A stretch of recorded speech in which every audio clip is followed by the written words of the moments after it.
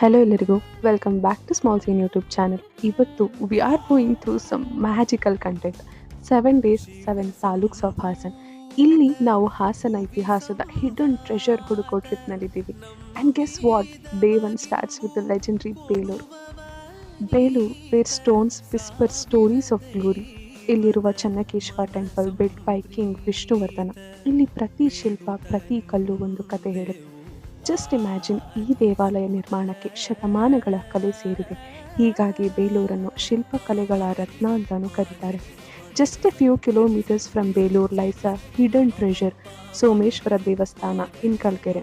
ಹೊಯ್ಸಳರ ಕಾಲದ ಈ ದೇವಾಲಯ ಕಲ್ಲಿನಲ್ಲಿ ಮೂಡಿದ ಅದ್ಭುತ ಶಿಲ್ಪಕಲೆ, ಶಾಂತವಾದ ಪರಿಸರ, ತಣ್ಣನೆಯ ಗಾಳಿ, ಹಳೆಯ ದೇವಾಲಯದ ಶಕ್ತಿ, just pure divine vibes.